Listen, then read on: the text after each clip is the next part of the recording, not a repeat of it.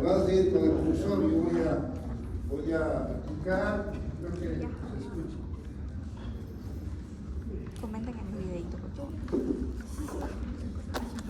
Comenten en mis videos. Yo sé que son y suscríbanse. Yo me suscribo y te doy like. Entonces, ¿qué es presión arterial? Es la fuerza. ¿Qué es presión arterial? La fuerza que ejerce la sangre sobre las paredes arteriales. Esta presión está dada por el gasto cardíaco y por las resistencias periféricas. Entonces, esta presión se regula. Hay una regulación de la circulación y la presión. Esta presión arterial, al igual que el flujo que hemos avanzado, tiene que ser regulada. O sea, muchas veces la presión es baja o alta y tiene que mantenerse en un promedio de 93. Entonces, la presión se mantiene gracias a la regulación de la circulación y presión. Para esto, fíjense, vamos a ver las definiciones. Gasto cardíaco, el volumen sanguíneo inyectado por minuto. RP, resistencia periférica en minutos de segundo, en dichos minutos. La presión arterial, que también está dado por el gasto por la resistencia periférica. A su vez, tanto la presión como el gasto y la resistencia periférica dependen del sistema nervioso autónomo, los reflejos, la respuesta isquémica y el sistema de adrenina-angiotensina aldosterona. Todo esto que regula, ahora vamos a comenzar a entender. Vamos a ver entonces la regulación de la circulación y la presión arterial. Se regula la presión por dos mecanismos: la regulación nerviosa y control rápido y la regulación renal a largo plazo. Entonces, hay un control a corto plazo, regulación rápida de la presión, y hay un control a largo plazo de la presión. Entonces hay una diferencia, ¿ya? Aquí tenemos el control a corto plazo, control rápido, dado por el VAR, químicos y todo que vamos a avanzar, y la regulación renal a largo plazo, que está dada por el sistema de adrenina, angiotensina, aldosterona, que vamos a pasar a ver. Entonces, por favor, cualquier pregunta, levanta la mano. Esto es teoría, pero hay que aplicarlo a la realidad, a la práctica constante. Entonces, fíjense, en la regulación y control rápido, no confundan esto, control rápido de la presión, interviene el sistema nervioso autónomo, los centros vasomotor, los baroquinoreceptores y la respiración isquémica del cerebro. Vamos a ver que el sistema nervioso autónomo, el control es rápido. Generalmente duplica en 5 a 15 segundos la presión arterial y puede haber un paro o una alta de gasto cardíaco en el plazo de 10 a 40 segundos. Puede caer la presión. Entonces, esto hemos avanzado ayer. El simpático inerva todo hasta las metaarteriolas. En las metaarteriolas están los esfínteres precapilares. Los capilares no son inervados, pero la inervación, la vasoconstricción, va a contraer el sistema vascular venoso y empujar sangre al corazón para que la circulación aumente. El simpático estimula directamente al corazón, aumentando la frecuencia y potencia la bomba cardíaca.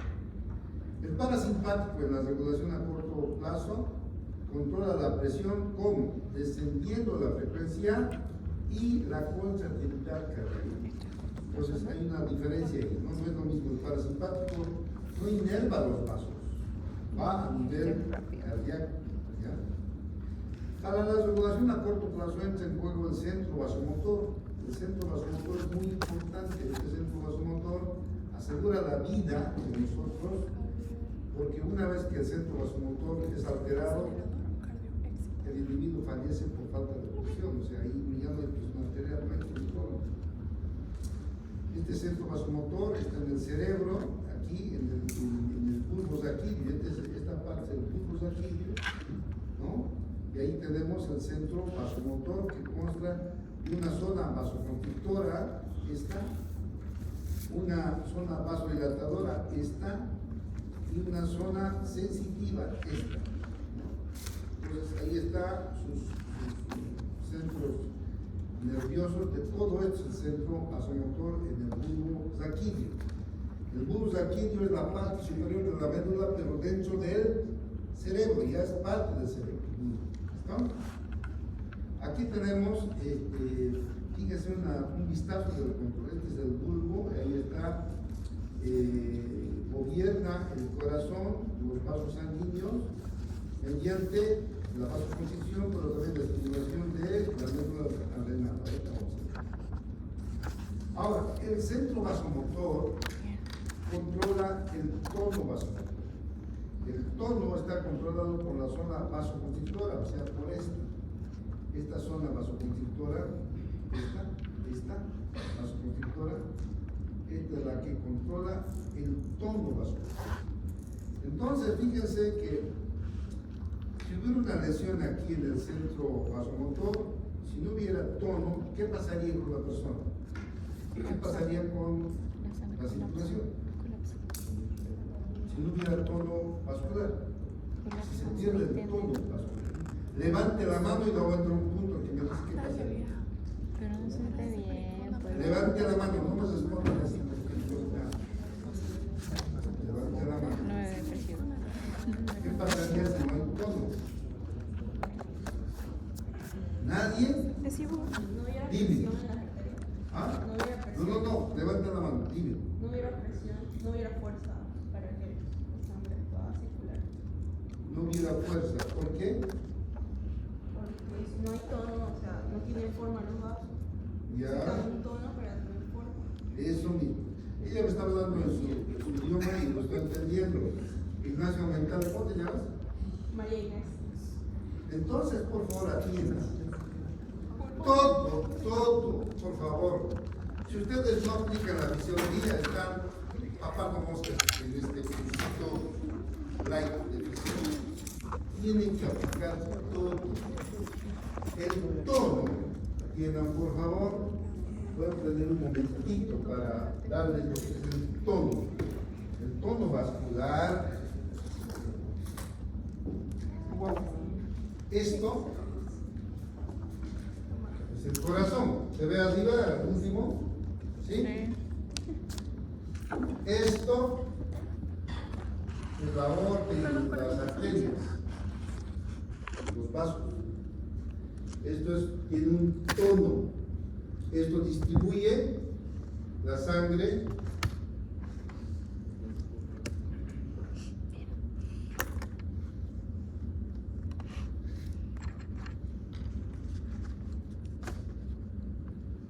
y esto distribuye la sangre.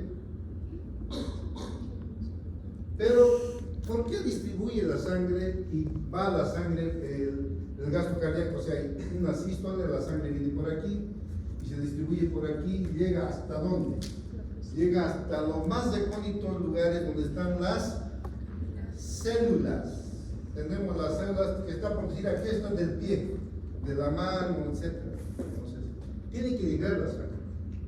Pues distribuye la sangre para que pueda vivir. Necesitamos oxígeno, nutrientes, glucosa para que nuestro cuerpo viva. El tono permite que la sangre sea distribuida. ¿Por qué? Porque no varía. Necesitamos tener una cantidad de un conducto que mantenga el mismo nivel, digamos, ¿no?, de sangre. Porque si eso se suelta, nos pasaría esto. Esto es con tono. Sin tono se vuelve una... ¿Qué se vuelve? Una vejiga. Colapsa. Una bolsa. Ya está como si fuera... Ya esto no tiene tono, se ha vuelto laxo totalmente. ¿Qué es el tono entonces? ¿Qué es el tono? Levanten la mano el que sabe el tono. ¿Qué es el tono vascular? Levante la mano, no me hable. ¿Qué? No me preguntes. ¿Qué es el tono? ¿De qué? Sí, pero en los vasos, ¿qué se contrae? Músculo. Eso. Metan un punto, por favor. Así como tenemos tono muscular, estado de semicontracción muscular, el vaso tiene un tono de semicontracción del músculo liso. El músculo liso siempre está semicontraído, siempre. Y ese tono, la contracción del músculo liso, ¿de qué depende? Del nervio. Hemos avanzado anteayer. ¿De qué? Levanten la mano. Simpático. Nadie por ahí hay. No tengan miedo, simpático. ¿El parasimpático inerva? No. No, el simpático entonces mantiene un estado de semicontracción. Ya. Entonces, atiendan. Esto es, aquí bombea la sangre en nuestro corazoncito, el ventrículo bombea y la sangre se acumula aquí y va a llegar allá. No llega porque se hace una bolsa de sangre. Y cuando no llega sangre aquí, empieza a sufrir hipoxia. La hipoxia produce acidosis. ¿Por qué produce acidosis? El que me diga le doy un punto. Por el aumento de CO2, no, disminución de O2, y por eso va a aumentar el CO2 y va a tratar de compensar la...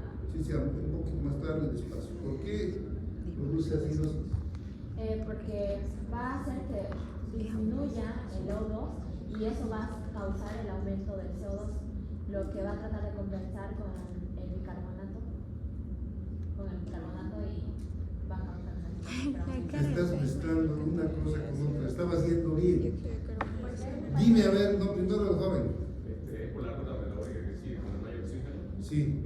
afuera de la mitocondria, de la glucólisis, ¿Ya? el oxígeno sigue una ruta anaerobia.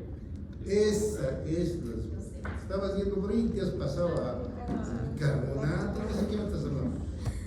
Aumentando un punto, escúcheme bien. Si no hay oxígeno, la célula entra en el metabolismo al sistema anaerobio. Y el sistema anaerobio, 2 ATP, o sea, no alcanza para vivir mucho. Un momentito vive, pero produce mucho ácido. La acidosis, van a ver ustedes en la práctica, produce muerte si está todo el cuerpo en eso. No aguanta mucho. Entonces, cuando el tono se pierde, no llega sangre, hay hipoxia, isquemia y muerte. Los primeros en morir ya saben, es el cerebro, corazón y hay paro, no es más. Entonces, ¿cómo se llama eso? Cuando la sangre no llega al tejido distal, a los tejidos tisulares, ¿cómo se llama? ¿Cómo se llama? No. ¿Cómo se llama? Isquemia. Dime, Farid. ¿Ah? No, es lo que estamos hablando, isquemia. ¿Cómo se llama ese proceso? La última vez, y yo les digo, y pierden un punto. Nadie no cree. Necrosis. Shock, Ahí. que es esta insuficiencia respiratoria aguda. Shock. Insuficiencia circulatoria aguda. No es insuficiencia cardíaca, no. Insuficiencia circulatoria. ¿Está entendido? Shock. Entonces, atiendan. Tejidos cutáneos. El tono está por el centro vasomotor. Si yo inyecto un fármaco en la médula y llega a ese lugar, el centro vasomotor deja de mandar potenciales de acción. ¿Qué va a pasar con el paciente? Va a entrar en shock. Y eso es el peligro, por eso los anestesiólogos, aquí hay varios anestesiólogos, hay drogas para impedir eso, pero es un riesgo cuando usamos medicamentos que no solamente duermen a las células, también lo duermen al centro vasomotor. Eso se llama shock, insuficiencia circulatoria aguda, no llega sangre. Entonces tiene mucho que ver el tono vascular. Por favor, nadie se olvide, el tono vascular es importante. Ese tono se puede perder porque se perdió la inervación. Puede ser Cuando se pierde la inervación, aquí está bien inervado, ¿no es cierto? La pared vascular está bien inervada por el simpático, está inervando todo, hasta las arteriolas. Está bien inervado por el simpático. El simpático tiene sus fibras que están en constante estímulo y en una vasoconstricción de estado de semicontracción parcial, y eso es el tono vascular. El simpático, entonces, miren, cuando ustedes estén en clínica, cuando se hace dormir al simpático, se suelta todo, el paciente entra en shock, se muere. Entonces, para que no suceda eso, los anestesiólogos estudian, a fin de que contrarresten eso y no provoquen el tono tiene que mantenerse a la gata, el tono está en el cerebro, pero también en el simpático, ¿ya? Sí, dime. Entonces, si una persona tiene presión arterial baja, sería bueno darle algo para que inhiba el nervio simpático. A ver, más no más lento. O sea, una persona tiene presión arterial alta, no elevada, Sí. entonces tendríamos que darle algo para que inhiba el sistema nervioso simpático y así se relaje más. O sea, dilate lo. No, lo que estamos aprendiendo aquí, escuchen bien, es fisiología. Y fisiología te da las bases para que tú visualices cuál es el origen de tu problema, porque tú sabes el funcionamiento normal. Y cuando algo funciona mal, ya te das cuenta que ahí está el problema. Y esto es importante del tono. El tono puede perderse por falta del sistema nervioso, pero puede ser por pérdida de sangre. En ese caso, ¿se ha perdido el tono? No. ¿Qué ha pasado? Se ha sobrecontraído. ¿Qué ha pasado? Mucha vasoconstricción. Si hay hemorragia, si digamos está bien y quisiera roto esto de aquí y la sangre ha salido, entonces, ¿qué pasa con eso? ¿El tono se ha perdido? No. ¿Está más o menos el tono? Más tono bien todavía. Más tono. ¿Para qué?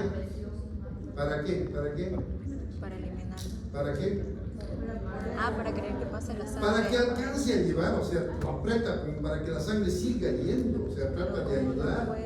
Eso vamos a aprender ahora.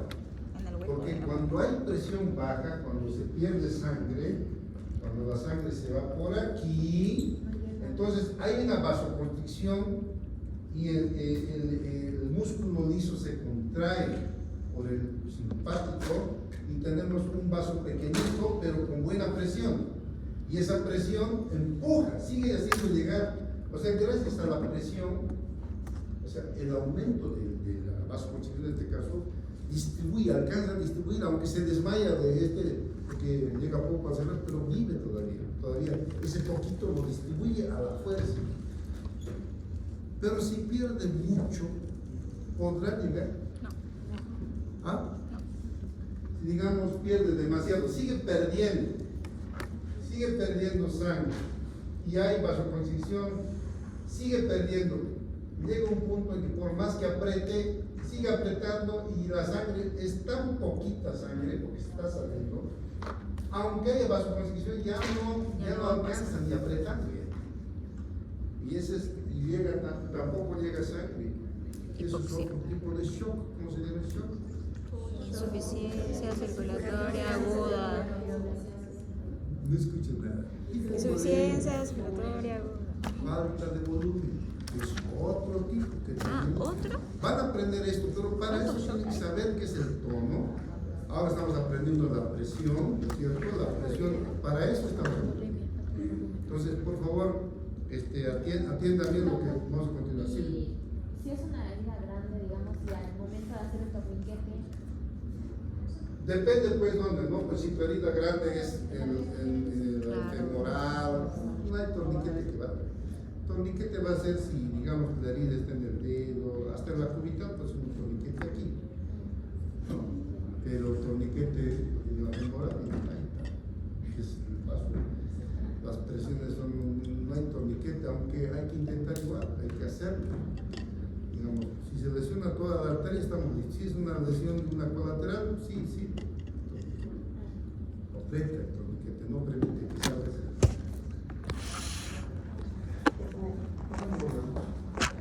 Ya, entonces, viendo que tiene mucho que ver la presión con la distribución de sangre, vamos a ver este centro vasomotor, ¿no es cierto? Tiene una vasoconstricción, una zona vasodilatadora cuando la presión está demasiado, la presión alta también puede hacer explotar el vaso. Entonces se controla aquí, y aquí está el control. ¿Ya? Ahora, eso vamos a aprender. Fíjense, la zona vasoconstrictora mantiene el tono vasoconstrictor. Entonces, para eso, para mantener el tono, para mantener la circulación, el centro vasomotor aumenta o disminuye la frecuencia cardíaca. Aquí está el centro vasomotor. Para mantener la circulación va a aumentar la frecuencia del corazón, va a provocar vasoconstricción. Y para esto vamos a ver qué mecanismos permiten que pueda distribuir la sangre si hay algún problema. Entonces vamos a pasar a esto, los mecanismos de control de la presión arterial, mecanismos rápidos. Cuando hay un problema así violento, nuestro organismo controla de forma rápida la presión. Entonces, para controlar la presión arterial normal, ¿cuánto es la presión media normal y de dónde viene? ¿Presión media normal cuánto es? ¿Es la presión media normal? ¿De dónde viene?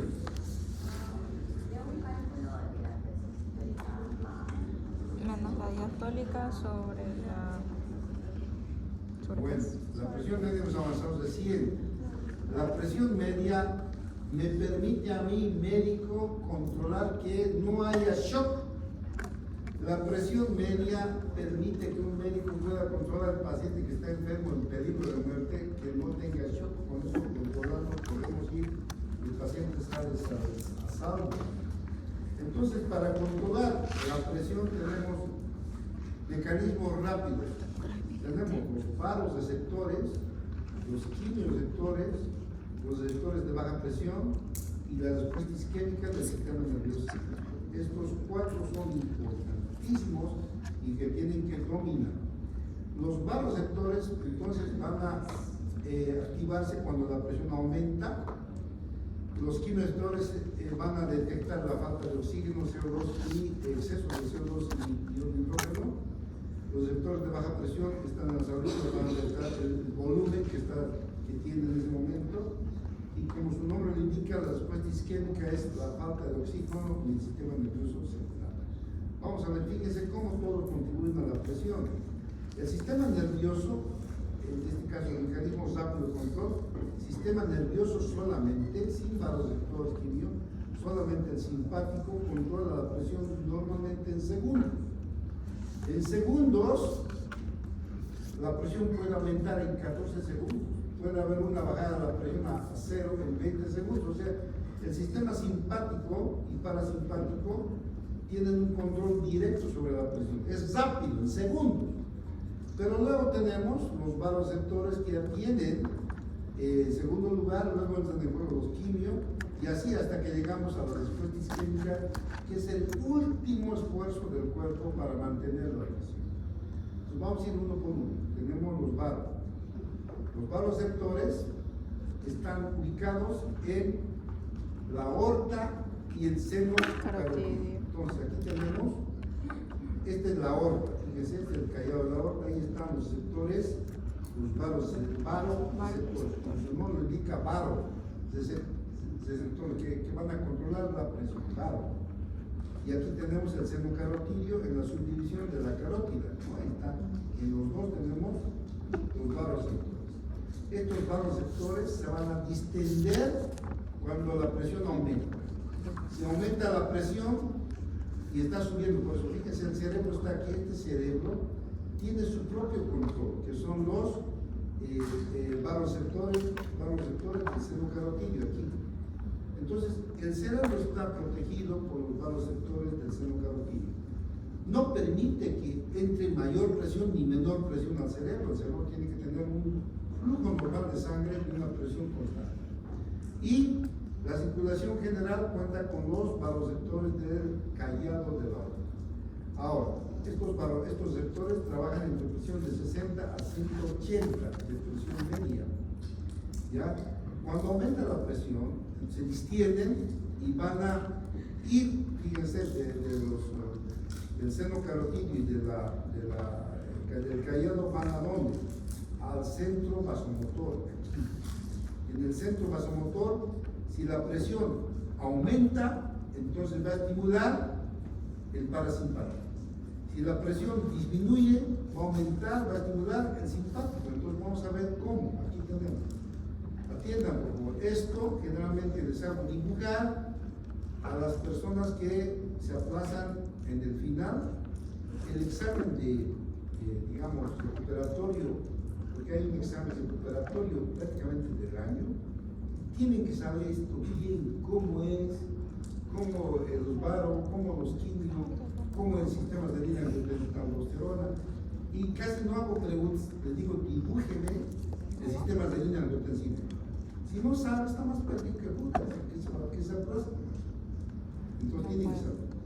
Fíjense que está clarito, atiendan por favor, y ustedes lo van a repasar. Aquí está el callado de la aorta y aquí está el seno carotídeo. Ahí tenemos los sectores de presión, varos. Ahora, si aumenta la presión, se distiende el vaso, se distiende la aorta. Esa distensión estimula a los receptores y van a llevar la información al centro vasomotor, aquí en el cerebro. El centro vasomotor tiene el núcleo de los tractos unitarios que recibe las aferencias, ¿no?, de los vasoreceptores, y él va a distribuir. Si es aumento de la presión, entonces va a estimular el vago, el parasimpático que se estimula. ¿Para qué? Para que disminuya la contractilidad miocárdica y aumente la frecuencia cardíaca. Entonces, ¿cómo aumenta la frecuencia cardíaca el vago? ¿Cómo aumenta?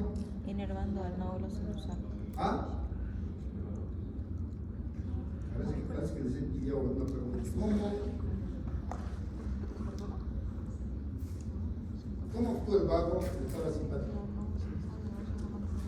¿Cómo disminuye la contractilidad del vago?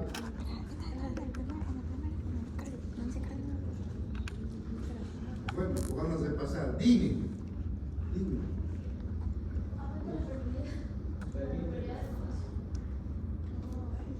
No, es. Dime franco, pero violentamente. Con eso, sí. Lo que hace vagos que terminan liberando acetilcolina, y esa acetilcolina se termina uniendo a lo que son los canales de cloro, y esto presenta mayor entrada de cloro, por ende se hidrolariza y hace que las células se despolarizan y lo termina haciendo otra parte. O sea que actúa sobre los canales de cloro. Por fin. A ver, dime. Entonces pasando ya. Lo dejaremos ahí nomás porque no quiero chanchulleros. Estaba haciendo bien, pero te has ido por la tangente. Atiendan, por favor, atiendan. El vago va a ir aquí al nódulo sinusal y va a ir también a las fibras, pero va a ir más que todo efectos sobre el nódulo sinusal. En el nódulo sinusal va a inhibir la frecuencia cardíaca, por tanto hay bradicardia, y va a disminuir la contractilidad del músculo cardíaco. Ahora, simultáneamente, fíjense, el centro vasomotor va a inhibir, ¿qué? Mediante, es la cadena respiratoria de la médula espinal, ¿qué va a inhibir? La secreción de adrenalina. Va a inhibir el simpático. El simpático deja de estimular el corazón y los vasos. Si el simpático suelta su estimulación, ¿qué va a pasar? Vasodilatación. ¿Entienden? Hemos dicho que el simpático produce el tono, y cuando uno le falta sangre, vasoconstricción. Siempre es lo único que hace. Pero si nosotros inhibimos al simpático, hay vasodilatación. Es lo que hace cuando hay aumento de la presión. Y simultáneamente está en el nódulo sinusal, disminuye la frecuencia cardíaca y la contractilidad del miocardio. Entonces, todo eso produce baja de la presión. ¿Doctor? Dime. ¿Usan los medicamentos de eso? para las personas que tienen presión alta y le dan para que disminuya la presión alta son inhibidores del simpático? No. Los medicamentos que usamos en general, eso usamos cuando es un problema neural, pero no se usa generalmente. Los medicamentos que usamos son a nivel periférico. Usamos los bloqueadores del calcio. Entonces, más usamos eso. Es lo más, digamos, sencillo y lo más al alcance. El bloqueador del calcio lo puedes controlar. No variamos el censo vasomotor. El censo vasomotor sigue con su funcionamiento normal. Ya, sigamos adelante. En cambio, si disminuye la presión, los vasoreceptores captan la baja de presión y van a mandar al centro vasomotor. En el centro vasomotor, el núcleo del tracto solitario va a inhibir al vago, porque está bajo la presión, y estimula ¿qué? El simpático. Entonces, fíjense, va a estimular la médula adrenal, hay secreción de adrenalina, se produce, el simpático produce vasoconstricción y aumenta la adrenalina, la vasoconstricción generalizada. Por tanto, la presión aumenta. Ese es el método que produce ante una baja o ante un aumento de la presión y es mecanismo rápido, eso no tarda. ¿Ya? Entonces hemos dicho que la presión puede aumentar en 14 segundos, aumenta la presión. Ustedes en vez de negar se aplazan como que y aumenta la presión y me hacen daño. No, doctor. Dios quiera, ¿no? Que no me quieras recoger ya, pero si algo me pasa va a ser por culpa de ustedes, por la sabia que tengo que no aprender, eso es. ¿Ya? ¿Alguna pregunta? Ya, sigamos adelante. Que no le pasa nada. Los quimioreceptores, atiendan por favor, igual controlan la presión arterial, pero hay una diferencia. Ellos están distribuidos en el cuerpo carotidio, no en el seno carotidio. El cuerpo carotidio prácticamente está fuera del vaso, está aquí. En la intersección, en la división de la carótida, ahí por fuera está, se llama también globus carotidio, cuerpo carotidio. Es un receptor especializado en captar químicos, no capta la presión. ¿Qué es lo que capta el cuerpo carotidio? El exceso de CO2 y ion hidrógeno y la falta de oxígeno. Entonces, cuando ve eso, cuando hay un descenso de la presión, ¿qué va a haber? No llega suficiente oxígeno al cerebro porque baja la presión. Entonces, ya es captado por el cuerpo carotidio y también por los receptores, quimioreceptores de la aorta. Entonces, va a estimular a los quimioreceptores, que mandan al centro vasomotor un estímulo para aumentar la presión arterial. ¿Ya? Entonces, los quimioreceptores van a captar los químicos, no al aumento del volumen. ¿Ya? Vamos a ver. Los receptores de baja presión están distribuidos en la aurícula derecha, en la izquierda, tanto en las aurículas pulmonares y las dos aurículas prácticamente, ¿no? Y recepcionan ¿qué? El aumento del volumen, ¿no? Están en las arterias pulmonares también, todo lo que es susceptible de aumento de volumen, las arterias pulmonares y las aurículas. Cuando hay mayor volumen, el estiramiento va a causar un reflejo para que se secrete mayor diuresis. ¿Por qué? Porque se secreta el PAN. ¿Qué es el PAN? Pérfido auricular natriurético. Por tanto, estos receptores de baja presión van a hacerle orinar y va a bajar la presión. Además, envía al hipotálamo una disminución de ADH. Y como no hay antidiurética, se orina más la cuenta y se baja la presión. Ahora, la distensión auricular también produce distensión del nódulo sinusal, o sea, cuando la aurícula está llena de sangre, el nódulo sinusal también se distiende. Y eso va a estimular ¿qué? Que la frecuencia cardíaca aumente. Eso se llama reflejo de Weinreich. ¿Para qué? Para que rápidamente haya mayor contracción y se libere la sangre, el volumen de las aurículas. Y todo eso es los receptores de baja presión. Lo van a hacer con calma, lo van a estudiar y me van a entender bien.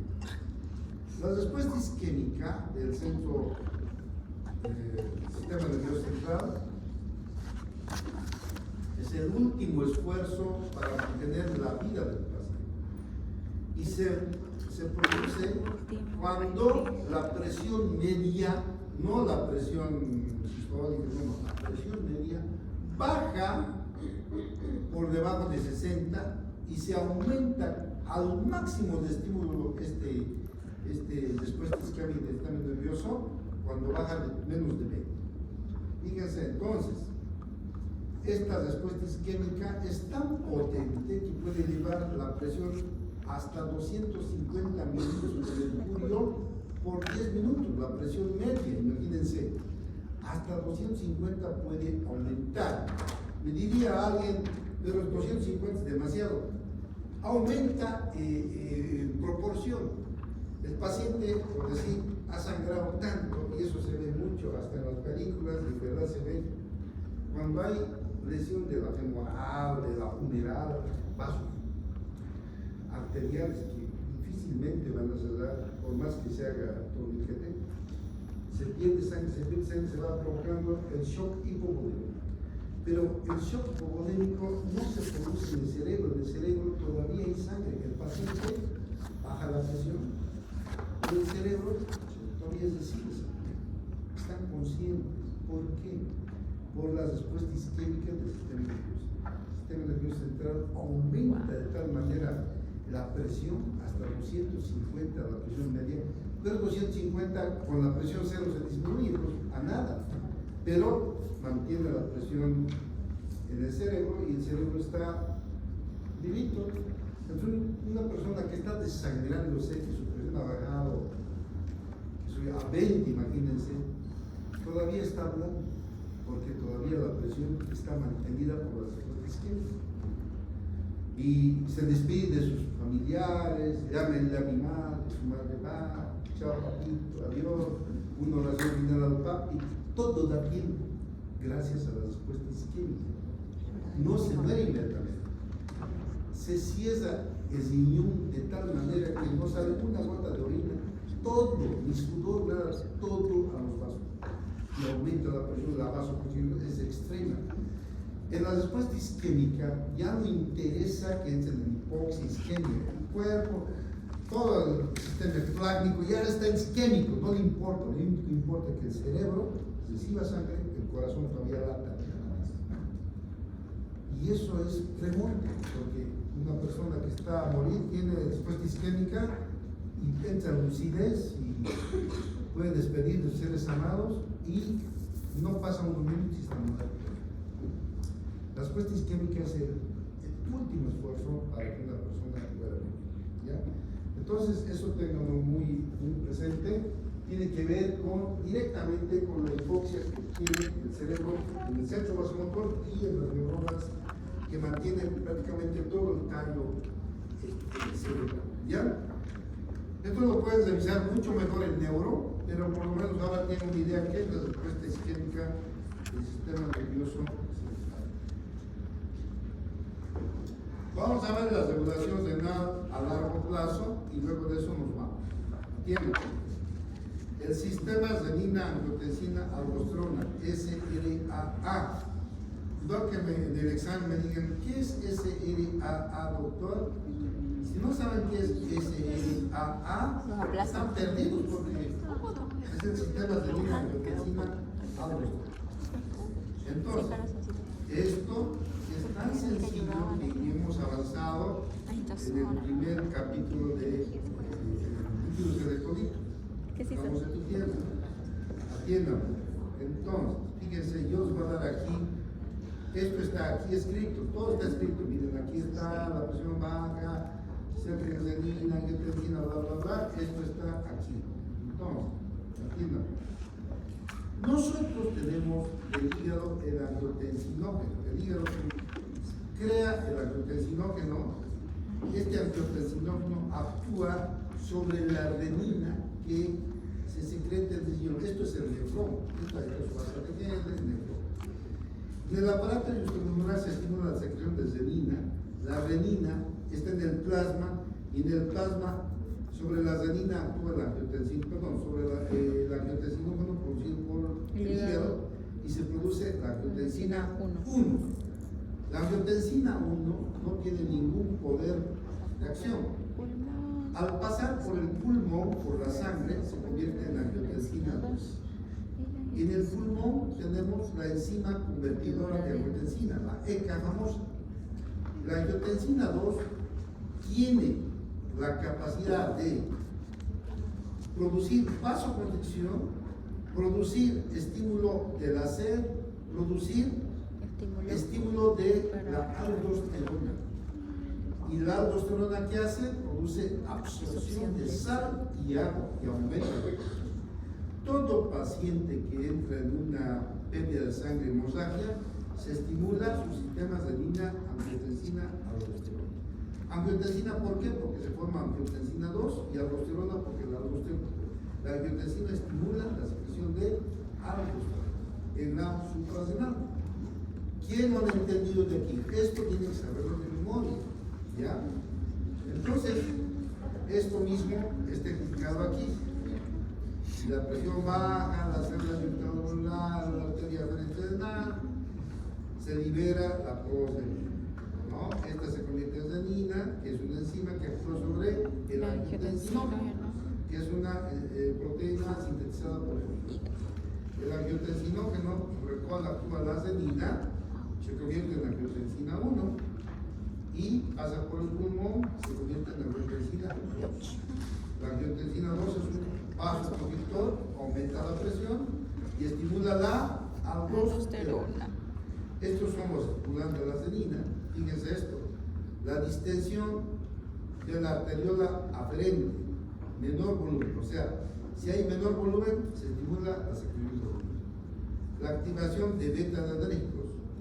¿Qué son los beta-adrenérgicos? ¿Qué son los beta-adrenérgicos? ¿Qué son? Beta-adrenérgicos, su nombre lo dice, ¿qué son?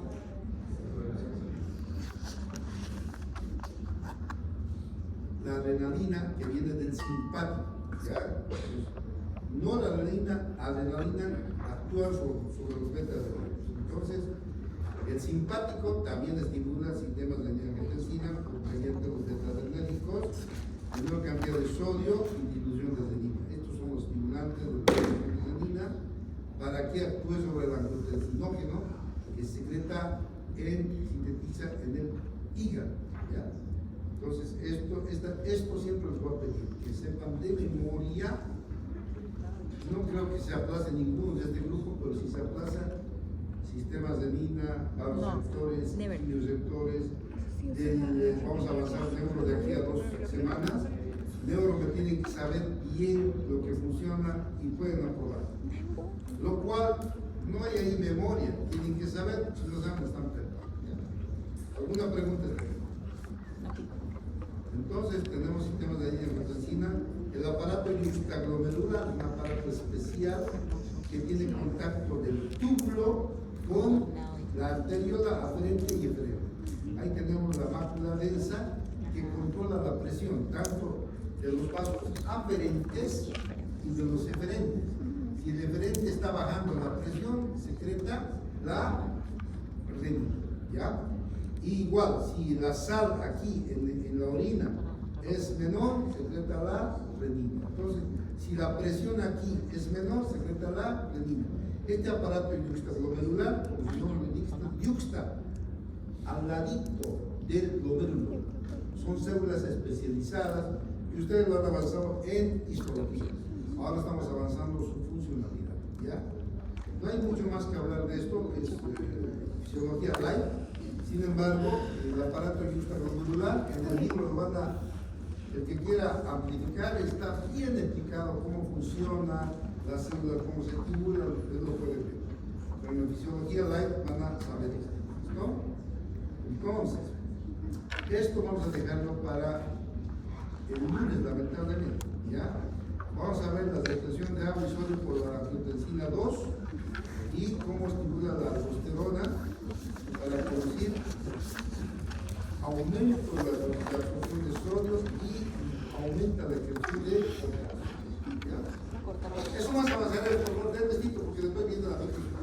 entiéndame. Ya, doctor.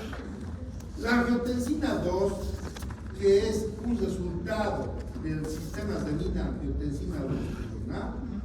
Este sistema, la angiotensina 1 se convirtió en angiotensina 2 mediante el pasaje del pulmón donde está la ECA, se convierte en angiotensina 2.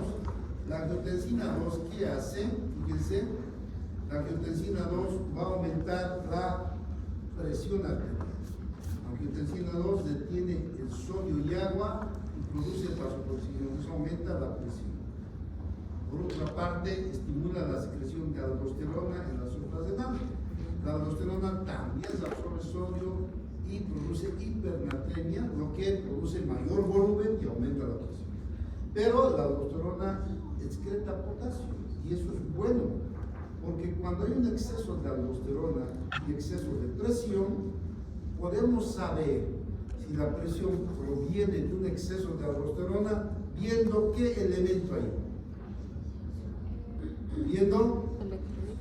Viendo qué elemento podemos saber si esa hipertensión es de aldosterona. ¿Ah?